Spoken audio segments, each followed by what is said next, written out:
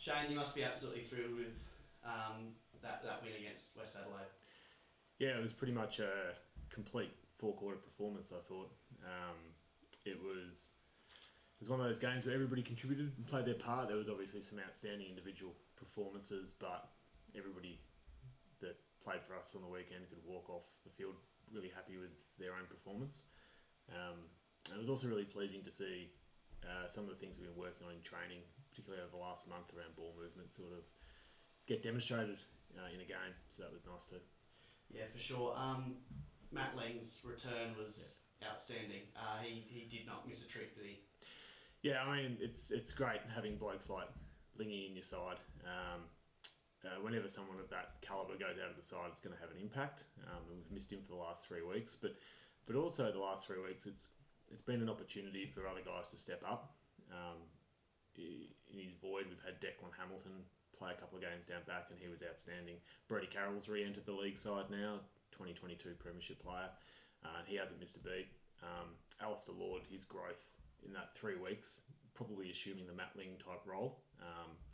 And then his performance wasn't diminished at all with Lingy's return. But yeah, having someone like Ling who can do things that other players can't do, it is a point of difference down there. Yep. And Cooper Murley ended up going forward. Was that just because Lingy came back into the side and there just wasn't a spot down there, or? Yeah. So that you pretty much hit the nail on the head there. So with Ling coming back in, we effectively had 8 defenders, and we felt they were all playing good footy, and we didn't want to drop any of them. Cooper Murley has played plenty of forward mid prior to this season, so it's not a foreign part of the ground for him. He hasn't played there this year, so that was certainly one reason behind the decision to throw him forward. The other is as well, you want to sort of investigate other levers that you can pull later in the year if need be, and whilst he's played forward in previous seasons, he hasn't played it in this team this year, so we wanted to see how he went up there. I'll be honest, I was sitting up in the box watching him do his thing in the forward line. I'm thinking I might not get him back again down back, but obviously if he can help the team with his pace, his pressure for the ball, and then he's a classy ball user, I think he's certainly going to strengthen that forward line up. Definitely, and playing half forward is probably one of the hardest roles on the field. There's a bit of a graveyard there sometimes when the ball's not getting delivered properly, but he looked like just no problems at all. Yeah, it was really funny. He actually took a lot of the learnings he's probably developed this year down back around pressure and contest work into his game on the weekend. He had, I think at half time, he had something like 6 or 7 inside 50 tackles, which is a really large number, and it stood out. And that therefore created opportunities for the rest of the forwards. It can be a graveyard position, but if you focus on other parts of your game, you can get into the game, as he did through his defensive acts. Yeah, the first half was outstanding.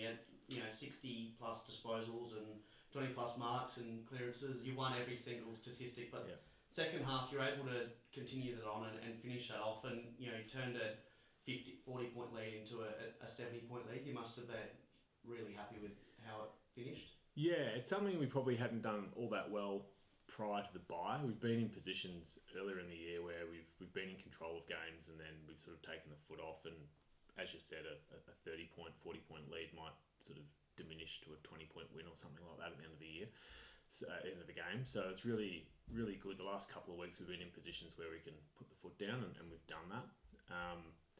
And that's probably just been a renewed focus since the bye of the players to sort of play every minute and go all in and make the most of every opportunity.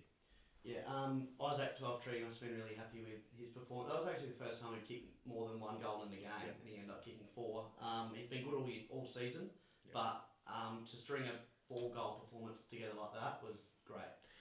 Awesome to get reward for effort. Yeah. Isaac has been such a consistent performer so far this year. What he does in terms of his work rate, his ground ball, for someone his size, the link in the chain, he's been enormous for us across half forward all year, but probably hasn't impacted the scoreboard in the manner that he did on the weekend. And it was just really great for him to get that reward. Yep. Yeah. How have you seen Jack Hurd step up? Obviously he plays defence, which you're in control of, but he's actually taken on the captaincy the few times this year. Yep. Have you seen his development? Yeah, so I mean, Hickey's a classy player.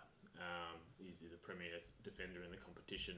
He probably had a bit of a lull about a month ago, and we challenged him in a couple of areas. His last 2 to 3 weeks have been excellent. I thought on the weekend and the week before in particular, his contest work was great, and he's starting getting the Jack Hurd swagger back a little bit in terms of how he exits contests ball in hand. His leadership comes really naturally to him. He doesn't try and be something that he's not. He leads by action, but certainly he can verbalise his thoughts as well.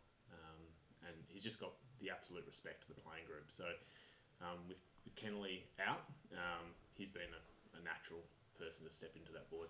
Yeah, you must be happy with, into the second half of the year now, and a couple of teams that you had close wins against early on in Port Adelaide and West Adelaide. You were able to blow out the margins. Does that show development amongst the group? Yeah, I think the last 3 weeks we've definitely been playing better footy, more complete footy.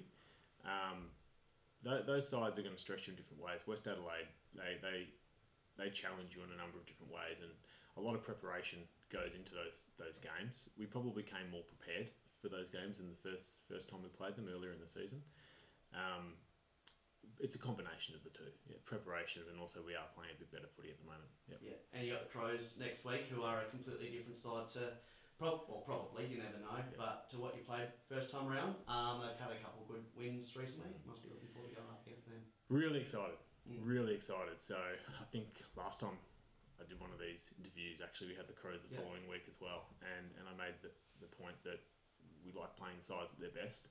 Crows at the moment are at their best. Their last 2 weeks have been phenomenal. Glenelg and Centrals, they're big victories.